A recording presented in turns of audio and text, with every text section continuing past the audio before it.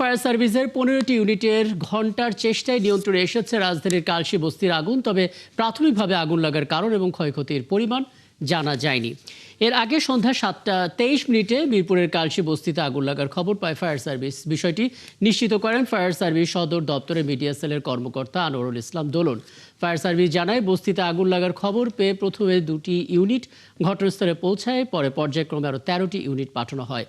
দুর্ঘটনাস্থলে পানির সংকট ছিল বলেও জানায় ফায়ার সার্ভিস। ওদিকে বস্তি এলাকায় আগুন লাগার ঘটনায় স্থানীয়দের মধ্যে আতঙ্ক ছড়িয়ে পড়ে, সৃষ্টি হয় দীর্ঘ যানজটের। পরিস্থিতি নিয়ন্ত্রণে যোগ দেয় সেনাবাহিনী এবং র্যাব। পরে রাত 9টা35 সে আগুন নিয়ন্ত্রণে আসে। আগুন লাগাই দিল, আমরা কই থাকবো, কই যামু? ছোট একটা লেদামুত, আমরা 3টা মাস দিয়ে তাই আঙ্গ আর কেউ নাই। আঙ্গ কি লেগে এই কামটা করলো? ওয়াকশনের মাল কিনে আমি, আমার সব শেষ হয়েছে গা। এই কাগজ কিনে, ওয়াকশনের কাগজ কিনে, ওয়াকশনের প্লাস্টিক কিনে, আমার এই পুরো ঘর সব মাল ভরা ছিল। আমার এখানে 50-60 লক্ষ টাকার মাল ছিল আমার এই 3-4 দোকানে। আমি কিছুই বার করতে পারি না, বন্ধু করে বলি এখানে আগুন লাগছে, আমার ছেলে লোকজন পাঠান।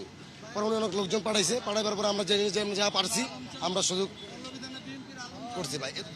ইতিমধ্যে পুলিশ এখানে রয়েছে, তারা কাজ করছেন, অলরেডি একজনকে অ্যারেস্ট করেছেন। আমি যতটুকু শুনলাম যে একটি ভিডিও দেখে যে একজন বলেছিলেন যে সে আগুনটি লাগিয়েছে, তো তার বিষয়ে অলরেডি পুলিশ অ্যাকশন নিয়েছে এবং আমরা আশা করি যে তাকে খতিয়ে দেখে এটার সাথে কি জড়িত রয়েছে বা কিছুদিন আগে যে উচ্ছেদের একটি ঘটনা ঘটেছে এটার সাথে এটার কোনো সামঞ্জস্যতা রয়েছে কিনা সেটা আমরা খতিয়ে দেখে পরবর্তীতে বলতে পারব। আগুনের ক্ষয়ক্ষতির পরিমাণ বা আগুনের সূত্রপাত কিভাবে হয়েছে তা এখনো জানা যায়নি।